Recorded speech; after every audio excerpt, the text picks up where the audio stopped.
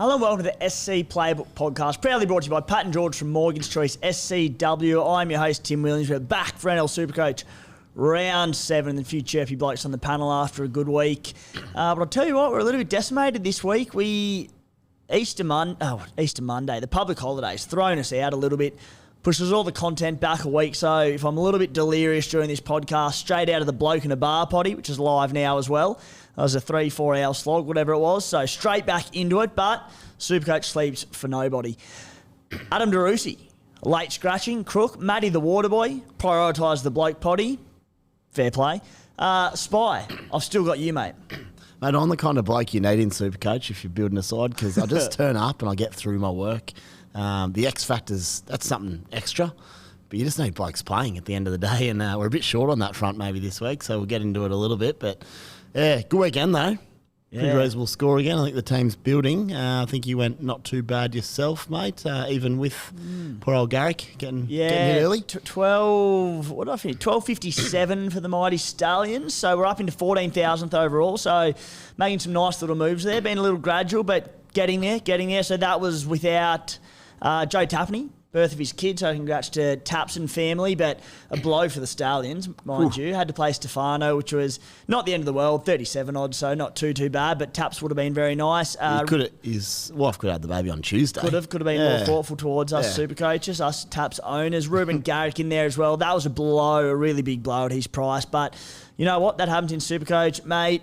Saw you just before we got into the studio and never seen a bloke more rattled by Sean and Keppie getting moved to 18th man. Panic stations. Who'd have thought that was the biggest crisis of the year so far? Team lists have come in. I did have a look, and they said on the weekend that Woodsy would play. I'm like, oh no, I kind of needed Keppie this round for his 40-45. So it's a quick, good one to go back on, and just the importance, and I go on about it over and over and over again, but the importance of depth, because it can cut you so quickly. And it's funny, in that front row forward position where we were sitting here 2 weeks ago, a week ago it might have been, and you were speaking about how well set up in front row forward you were, and I was making plans to bolster my front row because I knew that Stefano had the bye coming up, and knew that Joe Tapney had the bye the following week. So I actually ended up bringing in Christian Welch last week to bolster my stocks there. Then when Taps got ruled out, I was like, thank God. Yeah. So I could run Welch and Stefano. Now this week, a week later, you're in all sorts. Stallions are comfortable, but that's depth, mate. That's what happens, yeah. And there's obviously ways around it. That's why I've got trades, but it certainly can alter a plan or two. But yeah, the squad's building nicely though. I'm still really happy with it. What'd you belt out? What did I get? 1280. Really good solid week. Yeah. Sort of got all the guys, or most of the guys that I'm worried about, I've now got. Outside of Garrick, who I'm building towards very, very soon, despite that high break even. See what happens. I think I might even be into about 20,000th as well after a pretty rough week early in the season. So yeah, just don't as well as me, mate. I'm up to 14k. Stop it. Plenty of work to do to catch the stars. But it's about probably 50 points. Mate, today's show, key takes from Team List Tuesday. Cam Munster named at fullback. Massive news. CTW power rankings. I was just looking all over the weekend at these, just how well some of the centre wings were excelling. And it's great because the scene there has changed so quickly. So what we're going to do is we're basically going to rank our top four, who we think the top four averaging CTWs are going to be by season's end, along with sort of who we're targeting in that position immediately. Run through all the key options there because it's wide open, and with such high ceiling players, it makes it very exciting. We'll be going through the hot topics of the week. Where to go at 5'8". Adam Dewey, devastating to see his ACL injury, mate. You spoke highly of him last week. You said he's moved back to 5'8", to bode well. He's about 66, went off with 10 to go with the ACL injury and busted there, so devastating for him. Yeah, he had 63 or something in 70-odd minutes. Without a try assist or any of the like. So it's exactly what I expected from Dewey. And the poor bugger, I think it's his third ACL on the same knee. So that's a massive worry. And yeah, obviously he's a sell now. Guarded for him, mate. We'll, of course, wrap it up with our round 7 trade and skipper plans. And then in some listener questions to finish things off. Mate, let's get stuck straight into the first topic. It's Team List Tuesday at the Bunnies. Tevita Totola, man, the middles at the Bunnies cannot take it. The entire pack. Tevita Totola out with, I believe it's an ankle injury, might be a knee injury. Jai Arrow back in, thankfully. Alex Johnston back on the wing from I believe it was a concussion. James Tedesco back at the Roosters. Matty Lodge also back into that side.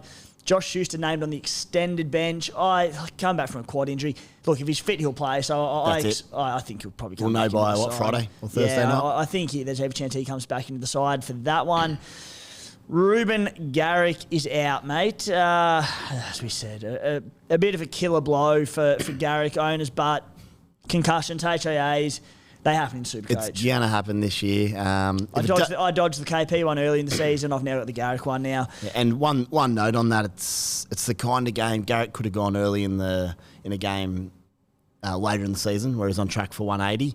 It was Penrith. He might have got 25, so he might not have missed too much. I thought the exact same. It was the looking at the glass half full approach, and the way that game played out, he might not have scored many more. So, that's it. And the other thing is now non-owners have a dilemma. They want to bring him in for the Tigers and Titans. His break-evens will be huge. So his break-even's 130, so he's out this week against the Storm. Yep. Then has the 130 break-even, which he could hit, and then some against the Tigers. Yeah, we'll probably come up at some stage, but I'll still want to buy him for those two matches despite the break-even. I want him in. Mate, he's one of the most sold players this week. I'm holding strong. I just think... In fact, I didn't even think about it. Like, we'll get to CTW power rankings shortly, but I've got him right up the... He's in my top four. I think he's a clear one, to be honest. And I ran a few numbers. I think if he goes back-to-back tons, he'll probably only lose... Oh, that's bang on 100. If he goes 100 and 100 over those two games, which he could well, he'll only lose 20k or something. So that may not unfold, but you'd have to think there's every chance it does. He could also go 130 against it could the hurt Tigers. Everyone that doesn't then bring him in, and owners that cop the concussion and 20 points can get that back pretty quick. Yep. Which is Supercoach. It swings and roundabouts all day. Spy, Sean Keppie, 18th man. Big, bad, bustling Aaron Woods on the bench. What a blow for the front row stocks of the Spy. And you're not alone, mate. Not alone. We talk about swings and roundabouts in Supercoach. I've had a look at sort of the rejig trade plans, and we'll get to them later because I've got a bit funky, but I think I might have stabilised my front row better than with Keppie in it. So we'll get to that later, but it's a bit of scramble work, much like a few sides over the weekend. Melbourne 2011 scramble. Very much, very much. Speaking of the Storm, Nick Meaney is out. That's a big blow for anyone congratulations to anyone who started with Meaney. I really tinkered with the idea, but didn't have the nudge to go for it. He's been outstanding and played one of his best games in the NRL on the weekend. So dangerous. Gee, he was good. Man, he's playing good. He's not a sell, mate. He's a hold. He's only out 1 week. It was delayed concussion symptoms, so nothing too serious with a bit of luck. So he's out. Cameron Munster to fullback. We'll get to Munster shortly. Jonah Pezzett comes in. Break-even is about -3. Now, Spy... there would have been a lot of people, I'd imagine, who jumped on Pezzett a couple of weeks ago, who would have had a plan to shift him onto either Nicho Hynes or Nathan Cleary this week, and now all of a sudden he's starting half again with the break-even of -3. Because Nathan Cleary and Nicho Hynes... Nicho is a break-even of 0. Nathan Cleary is a break-even of -9. They're also going to make money. You've got to stick with that original plan. It shouldn't have changed, eh? If you just get Nath and Hynes ASAP. Yeah. Hynesy, mate, like you could maybe wait a week. We'll get to Hynes. We'll get to Hynes and Cleary soon, but I think like Pezzett, he'll make money this week, but so will the other pair, plus the scoring upside. He could also score 15. He could. So. He could. The battle of Brookvale, so that could be a tight one. Mate, Tohu Harris, poor old owners. I mean, it's probably not a shock that it happened, but 2 weeks in a row, named to play, pulled out of the Warriors team late in the weekend, so just frustrated for anyone who held him. Has been named to start at lock again. Griffin Neame, he was named on the edge for the Cowboys last week, played big minutes, he scored really well the week before, and just in this void of front row forward, sort of cheapy mid-range stocks, people were sort of looking towards him. He's out long term, so look, I don't think many would have jumped onto him. However, there is another blow for anyone who did. Good player, by the way. Quick shout out to Griffin. He's awesome. He goes good, doesn't he? Yeah, big fan. But yeah, it's just another one out the window. Mate, an interesting one for me, and particularly as a bloke needing for a bit of cash for Nicho Hynes this week. Now, Jaden Brayley, another one, mate. ACL, gone for the season. Just happening to good blokes who have a hell of a crack. And just mentioned on the Bloke in the Bar podcast that they happen in the NRL and they rule blokes out for seasons, and it's devastating, but it happens. It's part of the game, unfortunately. But when it happens to them numerous times in the space of a couple of seasons, it's just gut-wrenching. So, mate, that's devastating. What it does open up the door for, or who I should say, potentially Phoenix Crossland. Now, obviously, I've been copping all over social media for my Phoenix Crossland lookalike, and good-looking rooster, Phoenix, so I'll take it. Dual halfback 5'8", 274K. I thought he was really good on the weekend. Defensively, he was superb. Break-even 28. Dirt cheap. Moved to hooker. He played 73 minutes at number 9 back in round 3 against the Dolphins. Now, again, ideally you'd probably want to wait till next week with that break-even just to see the minutes he gets, how he goes. But they don't really have, I believe, another noted hooker in the squad. Kurt Mann staying in the middle rotation. Could you entertain Phoenix? Bloody oath I could. I'm not... Whilst I do want Sonny Luke, there's a lot of risk that comes with him in limited minutes, and his upside comes probably from attacking stats. So what did Phoenix score round 3? Have you got it there? 49 in 73 minutes, but 49 in base. I reckon I'll probably get him over Sonny Luke, if that's the case. Is he named at 9 today? He's named at 9. I'd nearly take him. Really? I have to think about it, but if he's basing 50 with the chance for attack, I'd be very tempted to put him in over Sonny Luke. He plays round 13, I believe, as well, which we talk about by tiebreakers. I don't know if Sonny Luke does. Maybe he does. But I don't mind it. He's going to work hard, make his tackles, big minutes. I suppose... Kurt Mann off the bench. The issue is just Kurt Mann come on at number 9 and spell him. I don't know. We don't know. Yeah. Well, if you can wait a week, it'd be great. You can wait a week on both of them if you can do it, because Sonny Luke's got about 14 break even as well. You can make a call. If you have to go now, I'd be slightly tempted on Phoenix there. It's a tough one. Sonny Luke, no, the round 13 coverage for Sonny Luke. I like Sonny Luke this week, mate, and I would go him over Crossland. He just looks unreal. Sonny Luke. Oh, he's gone, isn't he? So many talents. 53 minutes on the weekend for 59 points. We saw there's been HI interruptions for Kenny, for Sonny Luke this season that stunted the rotation at the Panthers, along with other injuries in the team. But 271K, 17 rate. We'll get to him short. No, we'll do it now. Break even 17. So again, one you can wait on, but I don't think we're going to learn a lot from Sonny Luke this week. I think barring injury, he comes out and gets his, even if it's, say, 45, 50 minutes. Hopefully it can be 50 plus again this week, and I don't see any reason why it shouldn't. Just such good attacking upside. He's dirt cheap. He'll make coin. I like Sonny Luke this week. Yeah. What's your concern? And I'm surprised that you said Crossland over him, just because there are question marks around Crossland. That being said, because they are light on for hookers, maybe he does get really good minutes again. So my concern around Luke is probably injury a little bit, just the fact he's missed some games already this season. He's been knocked out once. That leads to stands down. If it happens again, he's a little fella. Crossland, you could probably say the same thing, but if Crossland has based 49 in round 3, that's very tempting just to plug him in because you're not going to play these guys very often, apart from when, say, Harry Grant's got a bye in a couple of weeks, maybe 3 weeks. Kurt Mann didn't play round 3 either. It's a shame. That's a shame. It would have given us a bit more of an indicator. But yeah, I do think Sonny Luke's on the up. It's attack versus base there. The other thing is, we talk about this, I've mentioned it before, but if you're splitting hairs and it's tight and you might want to take the base, do you take Crossland now, playing for round 13, straight swap to Sonny? Well, Sonny will have made his 13? cash by then. Yeah. Well, you'd straight swap him though. You go someone else. You might be able to go to a Sonny, cheese or something for the Roosters. Unless he's starting, Sonny's a cash cow and that's it.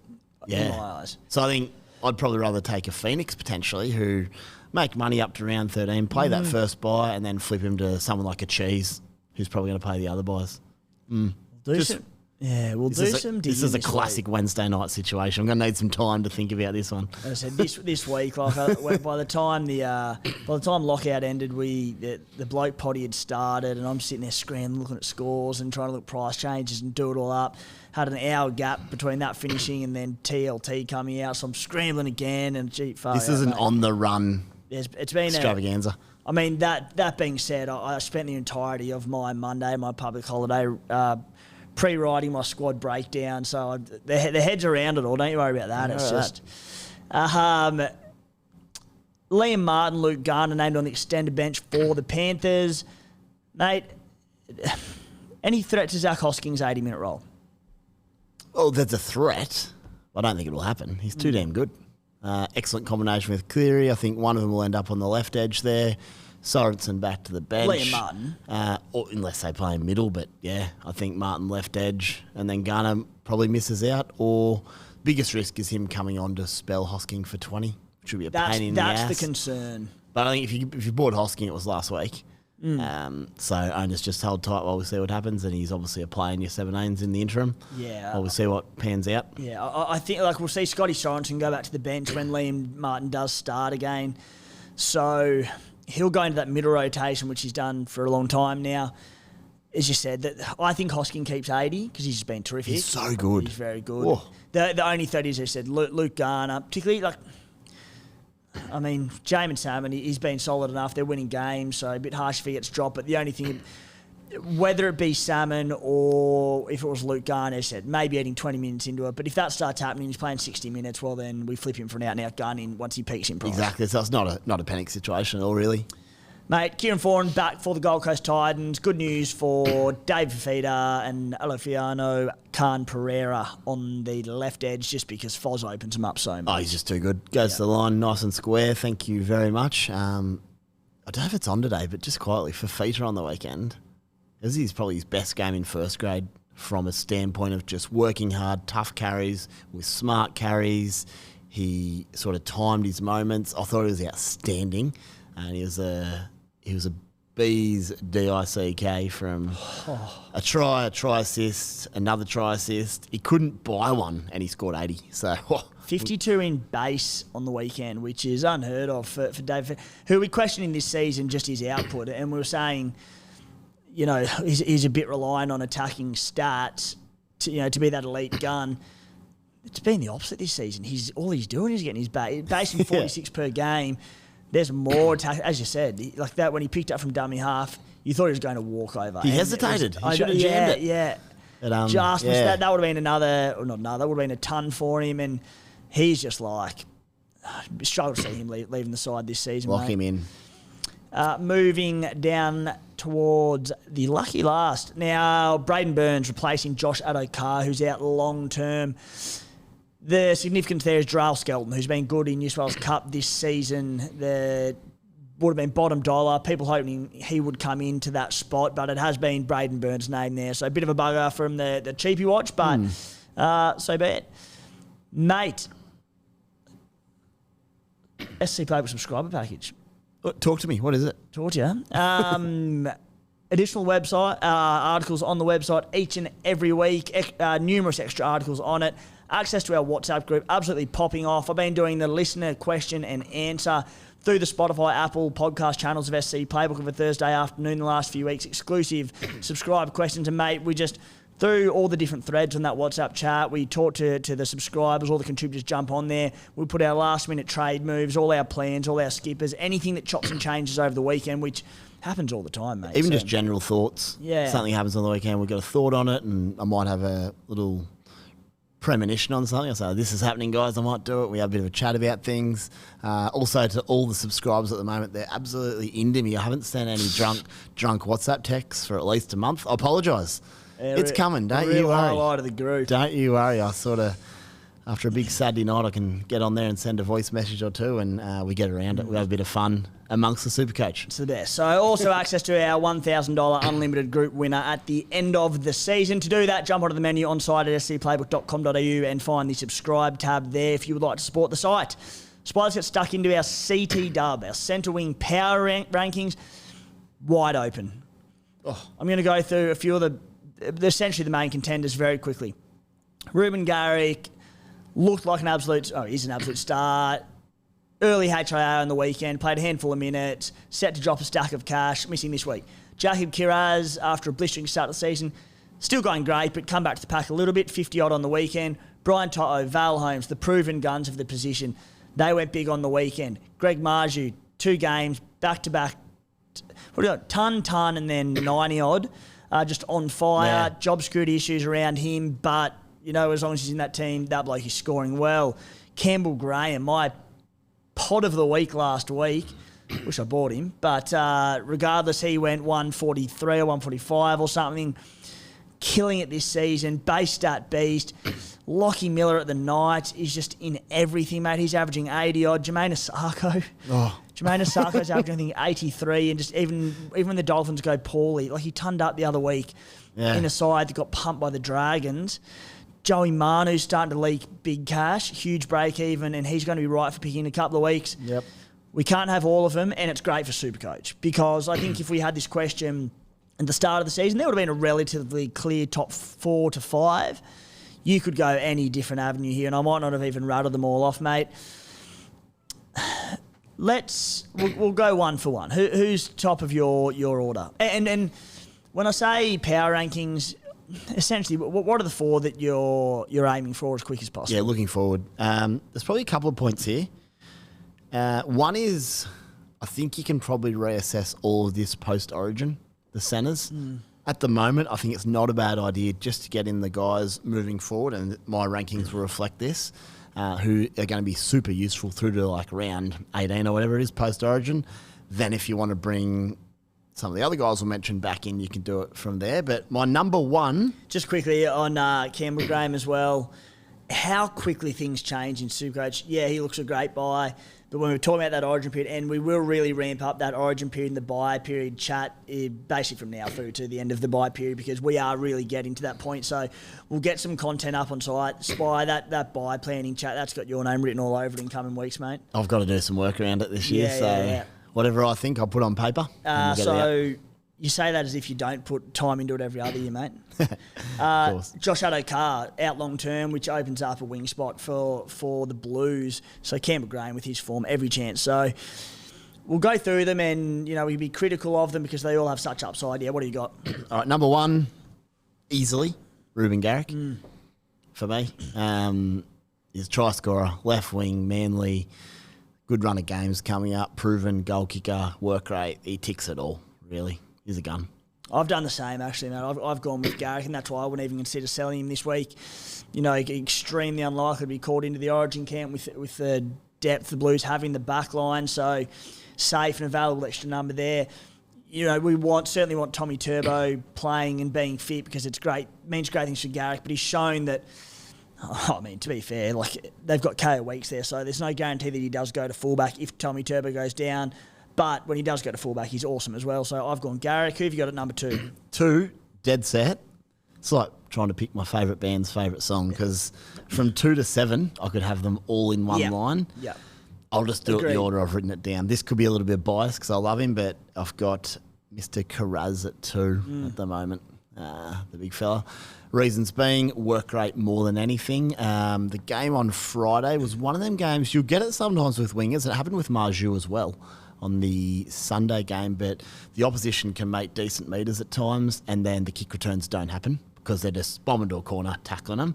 As soon as your full pack gets a little bit of dominance or some balance in the attack, that's when your kick return starts to happen. So it didn't happen for Kiraz on the weekend, but it will. We've seen it happen with his tackle bust, offloads.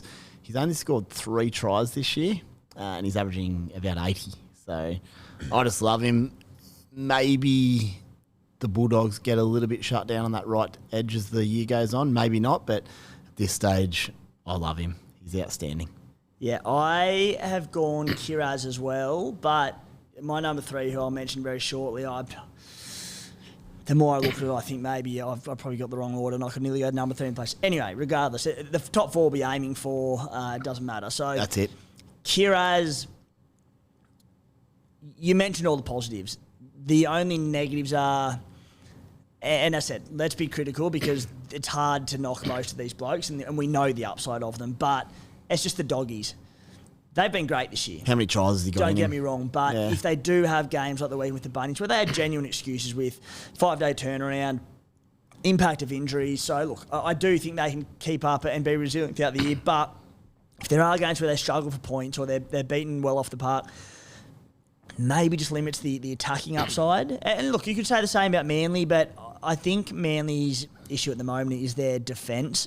They've got a lot of points in them. Yeah, the other thing with Manly, we've got to mention, Schuster hasn't even been playing. Yeah. What he does to that left edge is dynamic, so he's just locked in. Big time. So yeah, Carraz could go 5 weeks without a try. Like, it could absolutely happen. Yeah. A lot of these guys, that won't happen. But with his work rate and his tackle busting and his offloading, he's still, even in those weeks, and I was 50 on the weekend, but he's still punching at 60 to 70, even 80s, like, dude's going. Try assist in the second minute on Friday. They put him in at centre off the scrum. He did have the try assist. He went in and away, so he did that a little bit. He went in at centre for his carries and looked to put his wing away, so just added versatility.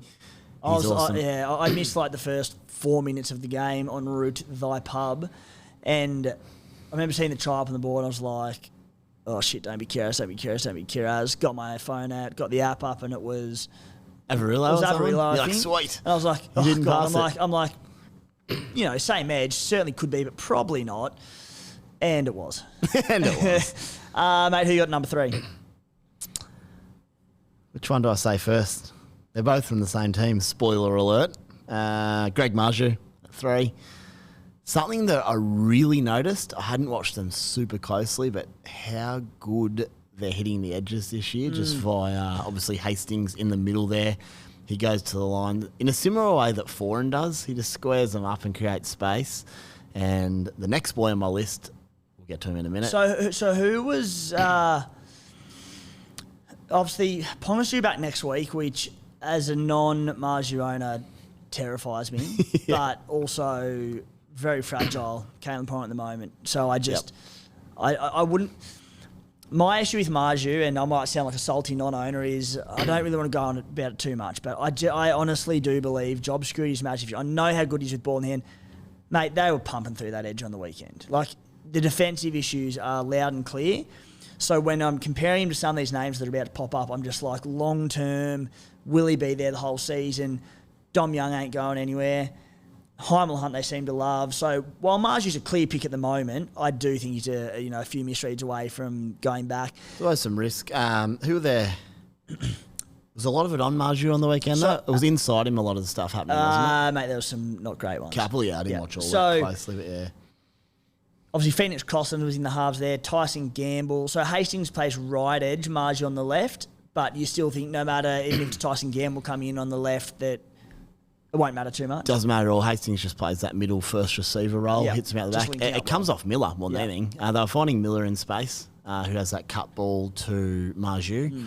If you add Ponga in the mix as well, that is massive. Ponga's, look, I currently don't have Marju in my top 7. He would have probably been number 8, and that's not due to ability on the field. If he plays the whole season, he'll be top 4.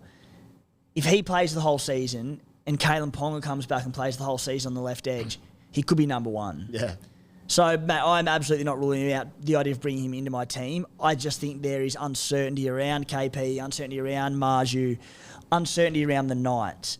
They've been pretty gritty this season, but they're conceding a lot. Terrific in attack, but we saw what they've dished out the last few seasons. So can they keep it up? I bloody hope so, mate. I love the Knights. Yeah, good for the Knights. If Hastings went down, it'd be very interesting just to see where that space comes from.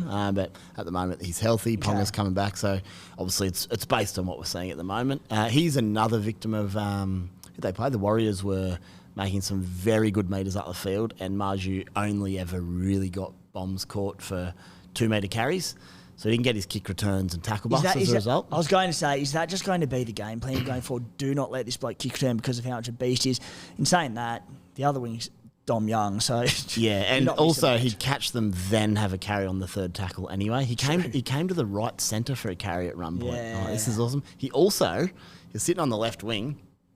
There was playing in the corner, swinging to the right, and he backed up the inside of the first receiver, just wanting action. Like, that's what I want to see from my wingers. He has a crack. Jeez, Kane. Every week that I don't own him, I'll be a terrified non-owner, but we're going to keep rattling off some big names here, and it's just like... Oh, there's not room for everyone. Number 3, mate, fellow Knight. So I assume you're going to go down the route of a certain L. Miller. Yeah, Miller. For the exact same reasons, he's getting put in good positions by Hastings. His work rate's enormous. He tackle busts and he's goal kicking now. So whether he keeps the goal kicking though, I don't know. But he's hitting them well. There's probably no reason not to at this stage. I don't own Miller, but he's looking better and better by the week, to be honest. Isn't he? Yeah, look, I don't know. Like, I want Miller so bad, yet I've also got him at 7 on this list. Again, my question marks are around the Knights long term this season, but mate, he's just all hard, isn't he? He has such a crack. He's in everything, and again, no reason why he can't be top 4 season end. Just with my CT dubs, I tend to look at the stronger sides in the competition who are going to get easier tries. They'll be in every game of the season. They'll have their blowout wins. I think that Newcastle may have a few games where they do get blown off the park. Could be wrong. There could be a new Knights this year, but there's every reason to think maybe not. They're still conceding a lot. And I don't know if they're going to have blowout wins this season themselves where he picks up easy tries, whereas the blokes that I've probably prioritised on my list, I think they will get those in. So, mate, my number 3, Joey Manu. Yeah. Sort of the unsung hero earlier on in the year, just because he's had the facial fracture, he's missed a few games, a suspension. But, like last year, he was the absolute must-have bloke that he was all the talk of the back end of the season. Last 3 or 4 weeks, he settled down a little bit, but he was just going nuts and doing it pretty effortlessly. That was because he played 5'8" and fullback, though, for 3 weeks. He basically did all his damage in 3 weeks. Check it out. He did not. He did. Games at centre last year. Let's have a quick squiz. And I'll ask you about Manu while you do that. Obviously, he's not probably full health just at the moment. He wasn't that explosive at fullback last weekend. That was only a facial fracture, though. Yeah. Didn't quite look at his best to me on the weekend. Roosters, to be fairness, didn't look good at all. But let's pull this up here.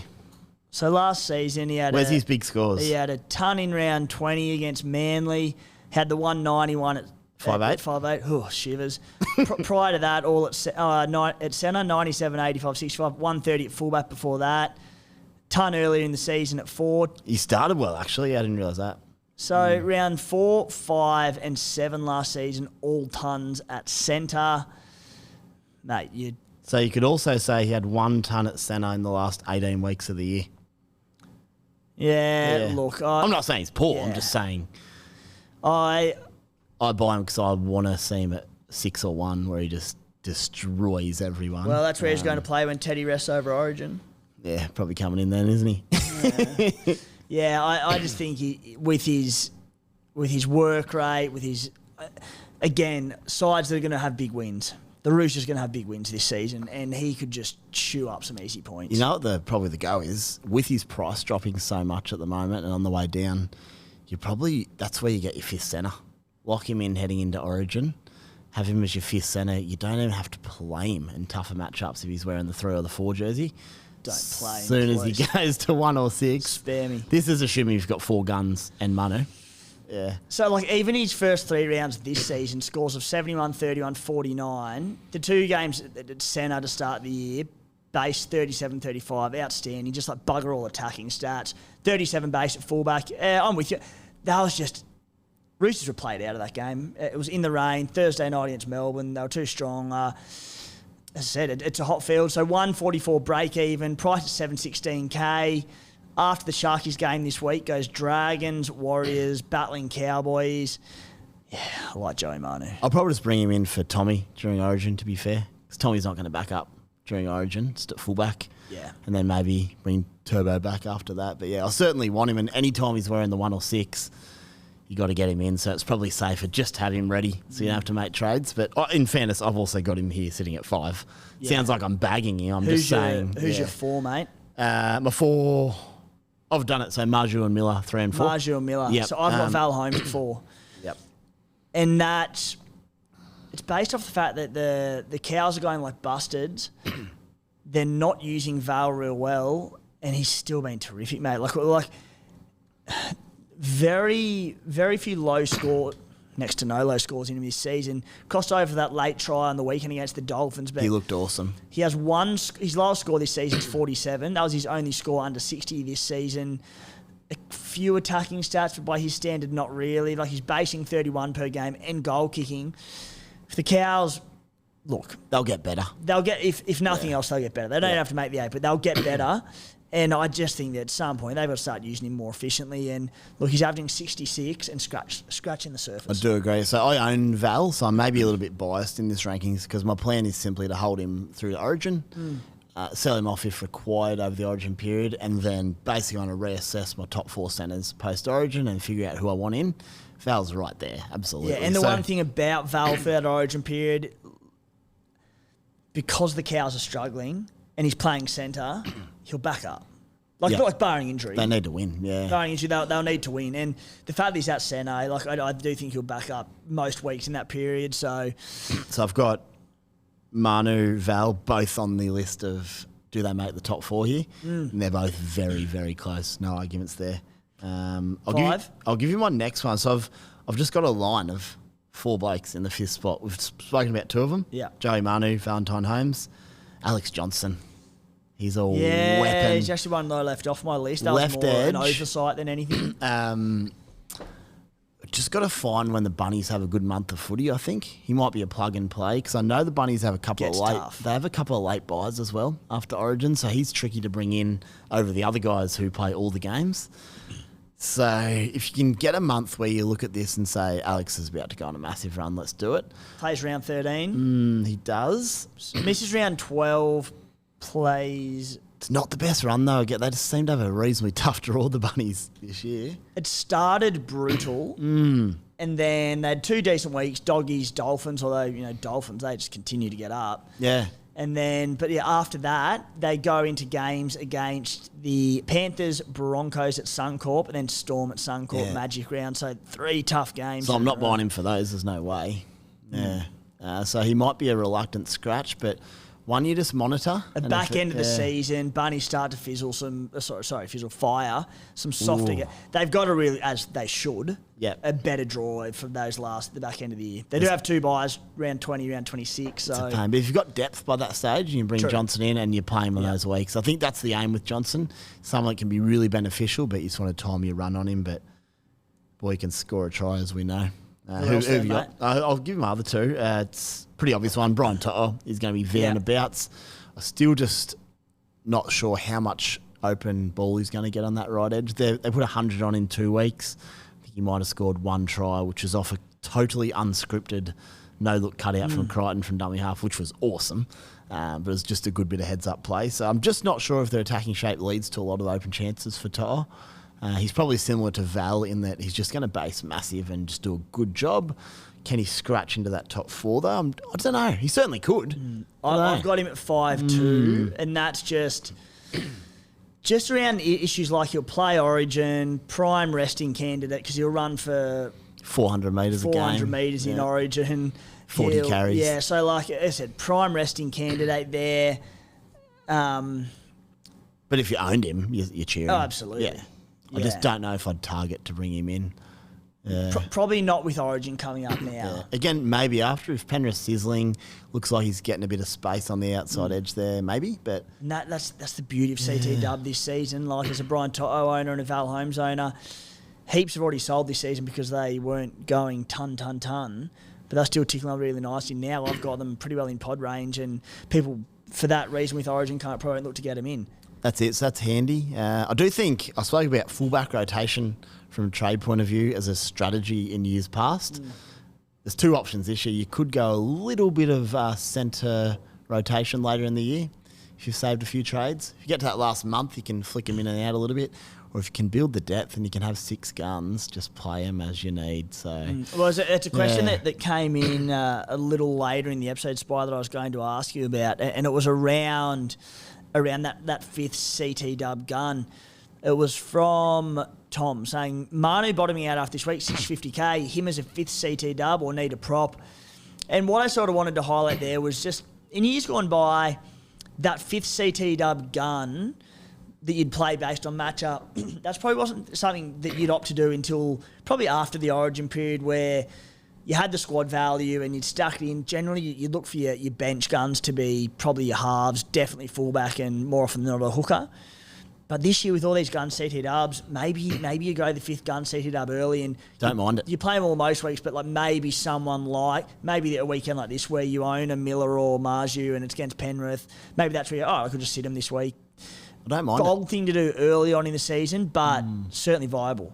I don't mind it, and yeah, at the end of the day, you'd probably just end up playing that fifth centre most weeks. But I don't mind that either, though. I don't mind it. Like, there's some upside there this season.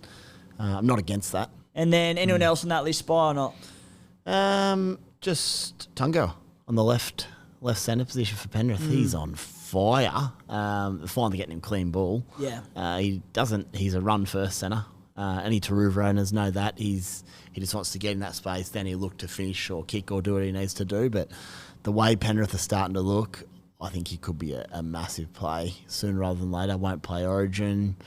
Yeah, I quite like him, to be honest. No Campbell Graham love, mate. 714k. He's averaging 84.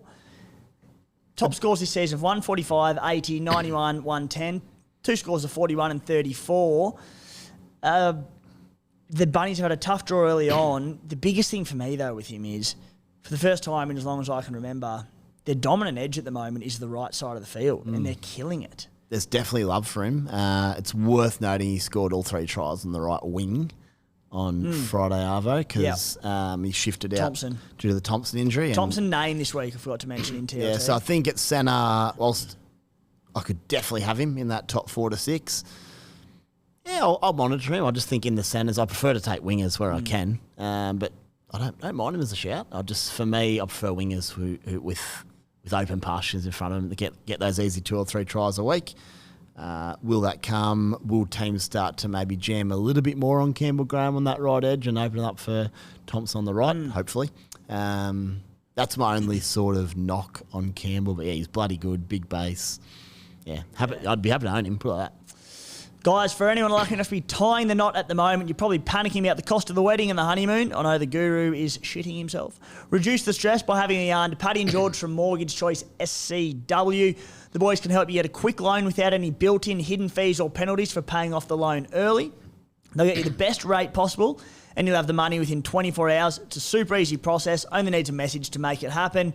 Boys will also make sure there's no nasty surprises, no exit fees, all with one low monthly repayment. Best of all, it's a free plan worth $129 because you listen to this podcast. So if you're getting in contact with them, make sure you mention you're an SC Playbook listener. Very, very easy to do this. We've had lots of people get in contact with Paddy and George. It's been effortless. They've been happy with the result. Legends of fellas. They'll be back on here in a couple of weeks at some point. Instagram, message them at Pat and George Mortgage Choice. Otherwise, in any of the articles at scplaybook.com.au, we've got a QR code, mobile number, email addresses, however you best want to do it. So give them a message today. Spy, jump into boys, just want to check to the boys, have Morse code. That's just how I do most of my transmissions out of the Spy quarters. Spy, the boys have got Morse code. I'll pass on the pattern to you when we finish the potty. Beautiful. And you can get in touch with the boys. We'll talk trades via Morse as well. Hot topics for the week. Straight off the bat, mate. Lots of questions around Nicho Hynes and Nathan Cleary. Nicho Hynes, break-even 0, Cleary -9. As far as I'm concerned, you have to find a way to do it this week. Probably more overall players, maybe head-to-head, particularly with Origin looming for Cleary, and Nicho, he's got to be a chance to be in around there. Yeah, you've got to get him in this week, don't you? I'm just getting him if you don't already. Even on Nicho, you say, he's got the Roosters who might be decent and tough.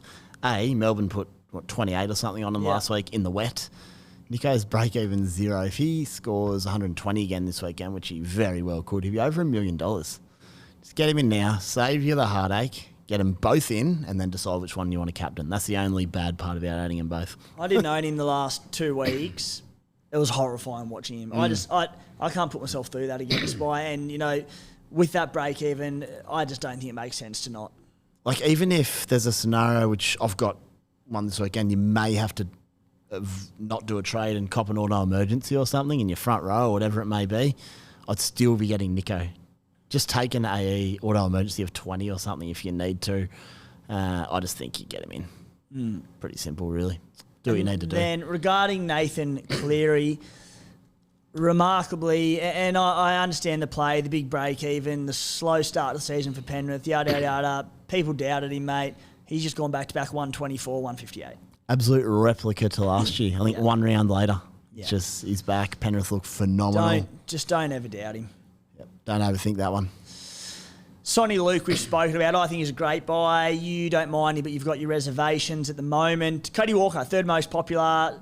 Obviously, people looking to move on. Adam Dewey, following that ACL injury. 5'8", really interesting position. So let's tick off Cody Walker, Cam Munster, same time. Cody Walker, third most purchased at 665k. Break even of 0. Cam Munster, fourth most purchased. Break even of 69, moving to fullback. And let's throw in there, didn't feature in sort of the most trading this week, but Dylan Brown off 3 underwhelming weeks by his stand. It was interesting. He started the season unbelievably well, Dylan Brown, and that was with a tough draw. He now sits with a 3-round average of 53, break even 98 at 670k. Where do you sit, mate? Like, who's your target out of these 3? If there's anyone else. Yeah, so it's Dylan Brown for me. The reason being, let's go straight to Munster, right? Munster would be my target. You just want to make sure you're not missing out on getting your Garrick upgrade from Cam Pereira next week. If you get, that's the issue. Obviously, Munster's the one if you can do it, but I think you'll just find that if you get Munster over Dylan Brown, for example, you'll then go to upgrade Cam Pereira next week to Garrick, for example, and you won't be able to do it. You're stuck with Cam Pereira. So who would you rather, Garrick and Dylan Brown, or Munster and a Cam Pereira? My answer is Brown and Garrick every day of the week. Munster being named at 1 is massive, but that's only short term. What's a week or something? So you've got to cop it. Yeah. And then Meaney will be back. Pappy's not that too far away. Munster plays Origin. And that's the big thing for me, Spy. Head-to-head players, maybe Munster's the play. Overall players, I'm looking at that Origin period. Dylan Brown's playing all 3 major bye weeks. Munster's 150k more as well. It's a lot of money. So if you're making the move this week, but like even next week, it looks like Brown will drop more money. Munster potentially goes up a little bit in cash. That gap could be 200k to get Dylan Brown all 3 of the major bye weeks. Yeah, and also Brown early in the season, he had a couple of big scores, I think. He's not far away. He's awesome. Sean Lane's back. Massive for him. He's blown out the cobwebs this weekend. The right edge of the Tigers in defence did a sensational job on them.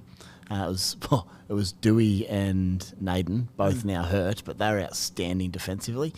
They won't get that sort of, sounds funny, they won't get that sort of resistance every week. And they'll just get better and better. Lane will start poking through the line. Brown supports. He puts him through.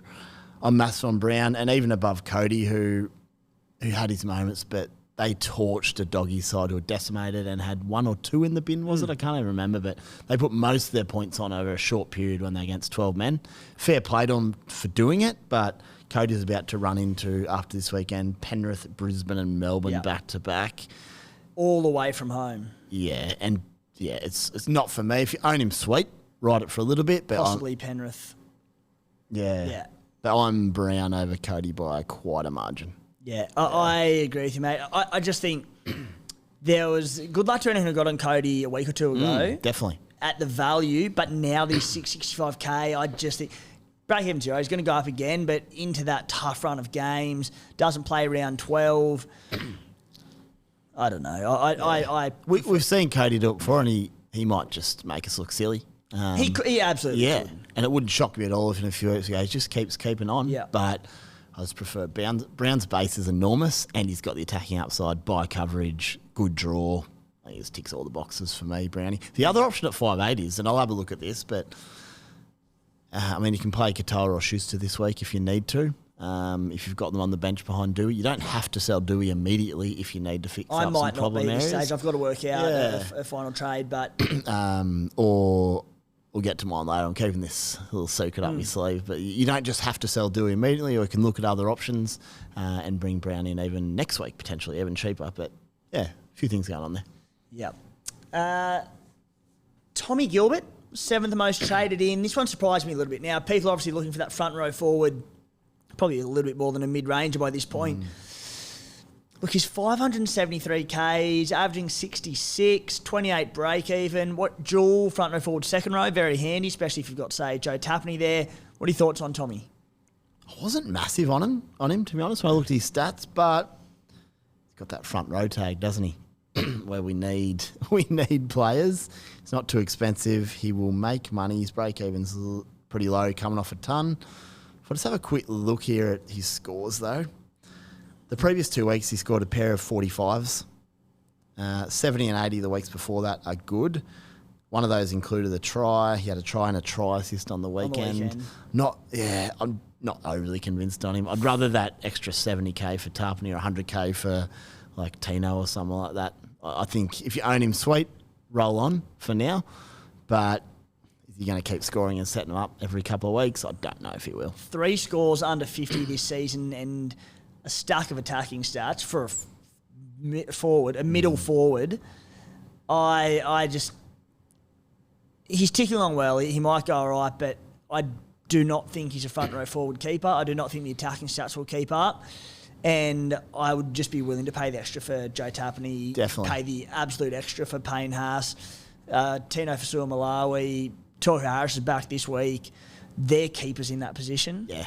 You can lock them in for the year. So you save a trade and just spend that little bit extra. Yep. Chance Nickel Clockstad, Spite.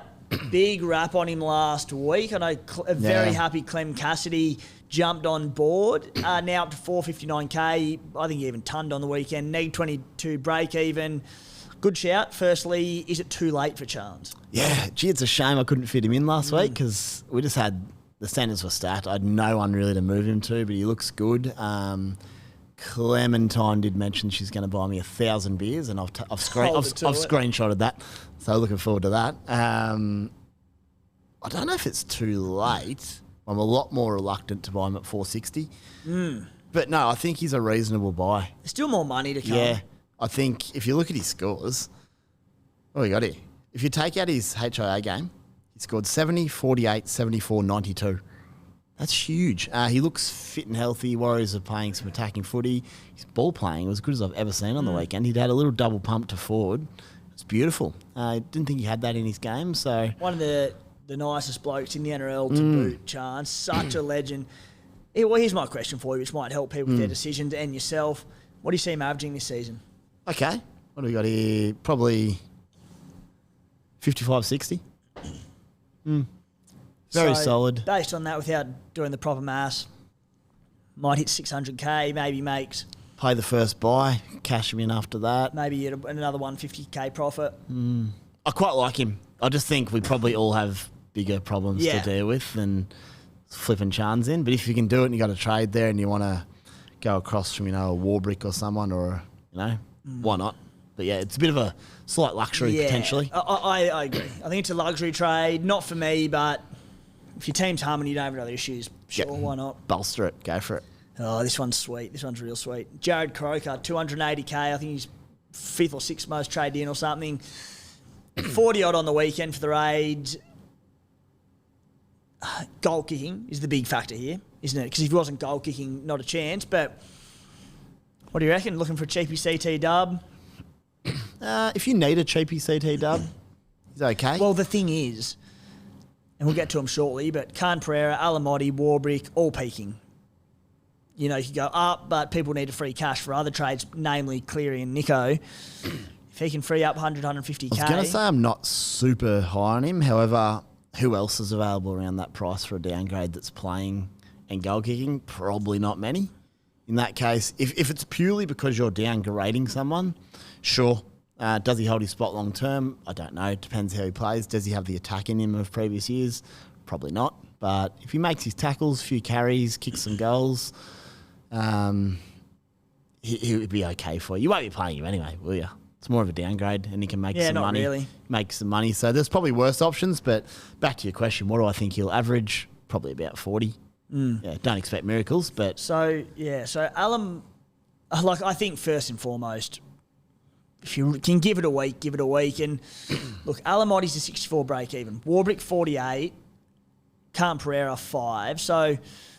Khan Pereira for me is a hold because take that extra he did this week. a few weeks ago and he went out and scored 2 or 3 tries and initiated a massive price rise. So take one more price rise out of him. Warbrick, Alamotti, if you're looking at going them two to him like, if that's your cash to get to another gun inside, maybe you can pull the trigger early, but there are also two players who, they're not going to leak too much cash this week. Alamotti a little bit, but not the end of the world. So, yeah, I think if you can wait a week, you can, but I get it.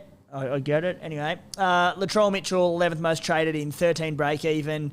We asked it last week. I think we asked it the week before.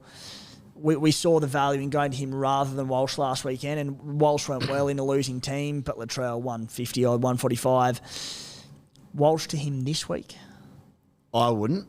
Walsh has got the Titans. Great matchup. Just this week. My issue with Trell is he did a lot of damage against 12 men. A lot of damage. There's one point I was sitting there having a beer with one of my mates, and I really had to go to the toilet. I'm like, double quick whiz, boys. Latrell's about to do something again. Just tell me what he does. By the time I even popped up the pan, he had Latrell scored. I knew he would. It was the support play one. Like he was in the zone. He was about to carve him up. Gets that look in his eye and just like he just wants to have fun. But reasonable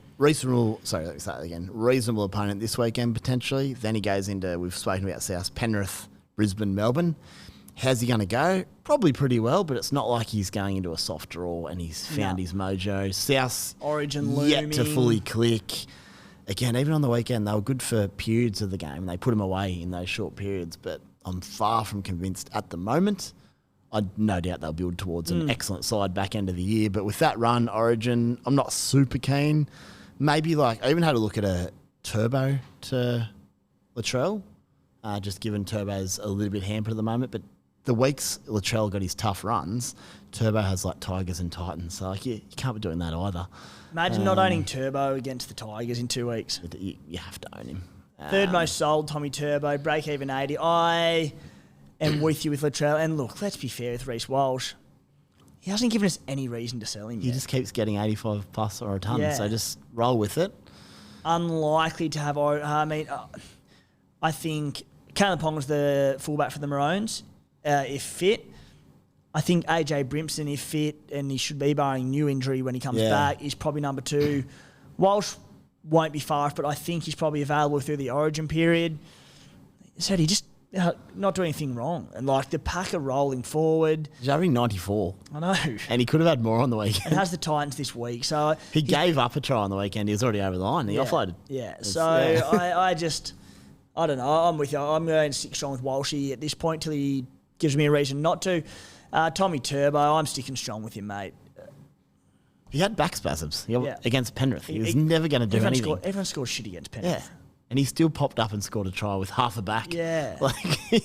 So unless I see word from NRL Physio during the week saying he'll be playing at 50%, I'm not selling him. I will be listening to Physio's podcast and direct meshing him to find that out.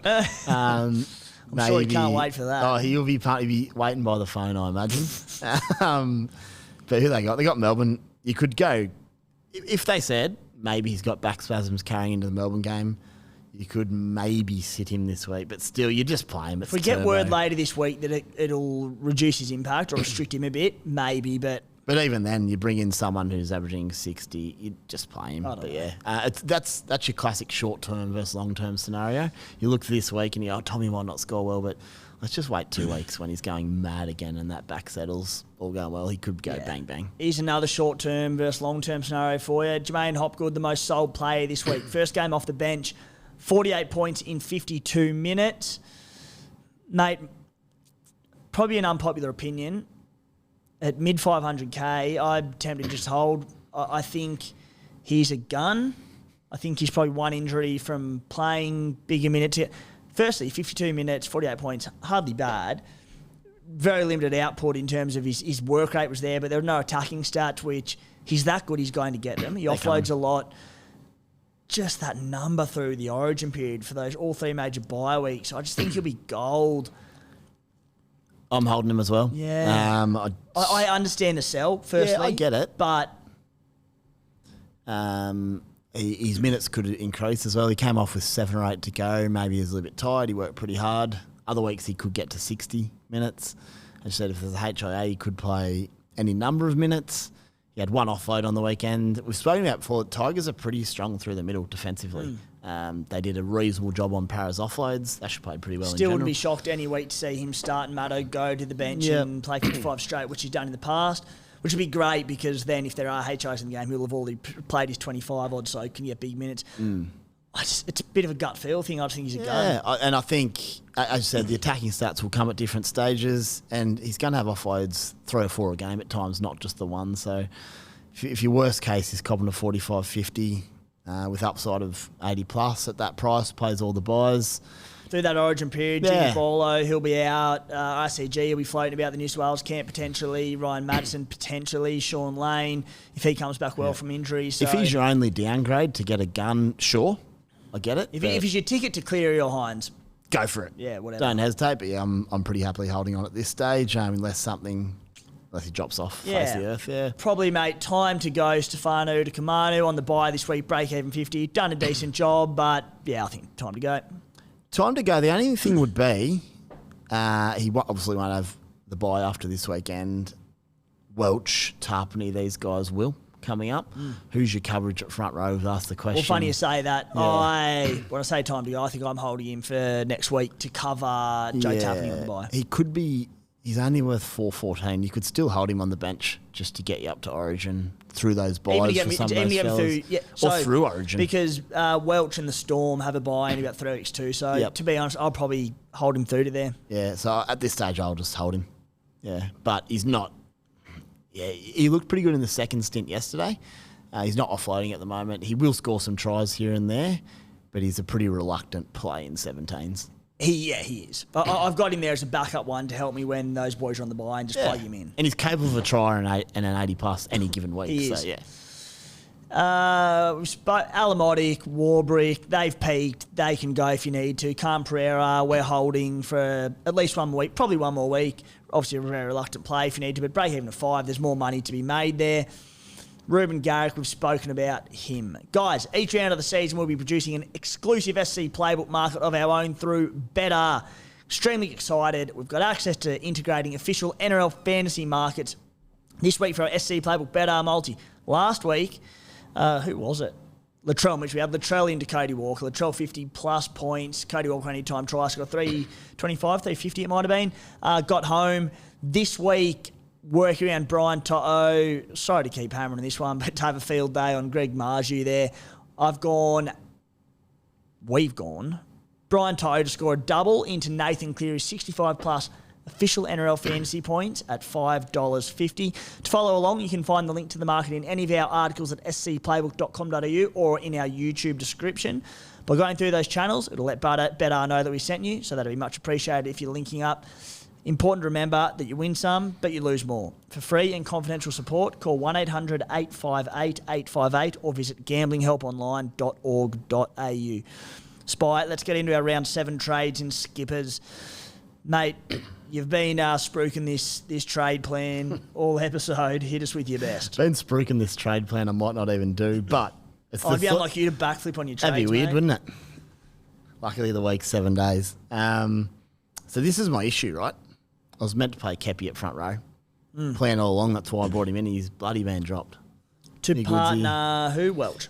Just to partner Welch, for this round. He's not playing, so I'm actually out of front row with Stefano on the bench and Pele.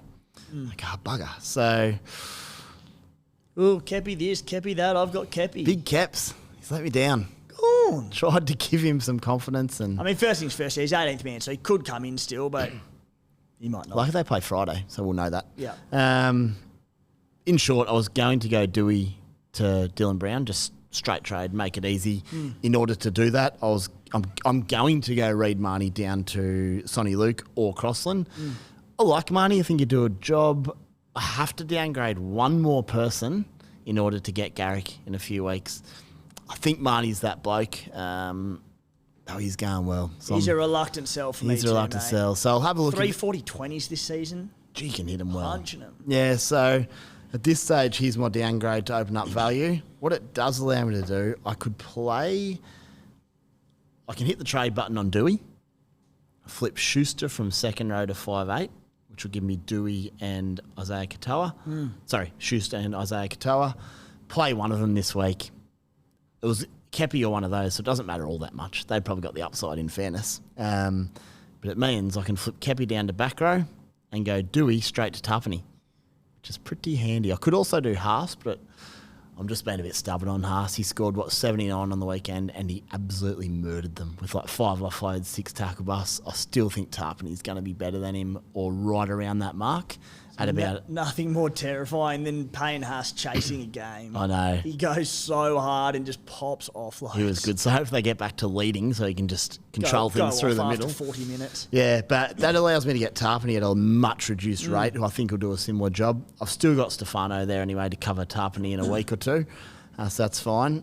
I might just do that. It bolsters my front row. I play short at 5'8" this week, but it was going to be Keppie, as I said, or one of my 5'8". So the thing is, you said Welch has got the bye in a few weeks anyway, so it's a trade you're going to have to make anyway. Yep. So I'm making it slightly early, but that's fine. Tarpany off a baby, surely revved up the big fella. My only issue with this is, and this is where a bit of additional planning comes in, I'll have Schuster and Katoa at 5'8", so I want Dylan Brown sooner rather than later. Just got to make sure I can do that. There'll be a way to do it, even if it means flipping Schuster back to the second row and cashing in one of those peaking back rowers. But I think that's probably what I'll do, mate. Mine are they're all fair, mate. Hard to knock. Mine are similar enough. Reid Marnie to Sonny Luke. I love Sonny Luke coming in. Reid Marnie's a reluctant sell. I think he's going along fine, and I wouldn't mind holding longer term, but I need to free up money for Nicho Hynes. So, and with Harry, it's like you don't need necessarily the 2 hookers, do you? Yeah. Sonny Luke, I think, could be in to make a fair bit of cash. So, Tanner Boyd to Nicho Hynes. I am going to need to boost to find about an extra 150k there somewhere. So, I need to really sit down, assess the job security of the cheapy options available this week. I was looking at Dunster potentially last week, and he got named, but he scored about 7, didn't have the best game. Coming back from injury, so probably can't quite pull the trigger on that one too early, but we'll see. Croker might be an option. I'd take Dunster over Croaks any day of the week. Is he about 70k cheaper as well, or not? About 50k cheaper. 50k, probably going to score more tries. Could lose his spot, but if you're 6th or 7th centre lose your spot, you'll survive. I just think the Dunster upside for Para could be the go and the extra cash, but interesting one. If he can play, he'll also be a buy number for all those 3 major buy numbers. Yeah, he's a good player. I expect him to be a lot better on the weekend, but obviously just, coming off injury. Interesting. Good insights, Bite. And then I'll need to do one more trade to free up a bit more cash. So I'll be boosting this week. Skippers, I've gone Nathan Cleary, VC, Nicho Hynes. Pretty safe for me. You can't. They're both halfbacks. Dilemma. No, I can. How? Chill out. Who's both halfbacks? Cleary and Hynes. Oh, sorry. I thought you meant my trades. I'm like, please. Sorry, I can't. I told you it'd been a rush day, mate. Yeah, no, I did the same thing. I just looked for it and, you can't, So, okay, and because I hadn't actually physically made the trade in my team, it threw me. Yeah. Cleary will be my captain. What have you got? Well, I'm doing Cleary as well. My issue was when just such a rush day, I've just punched it in and I've gone, I can't have Nicho as VC for his potential 200. Yeah. Makes me a bit nervous. You'd be tempted to go straight, Nicho? I'm very tempted. I just think the form... Surely Panthers v Knights is that better matchup. I was going to say, given the matchup and Penrith's form, I'll be going Cleary and VC on Harry Grant or someone. I don't love the VC anyway. It has to be big.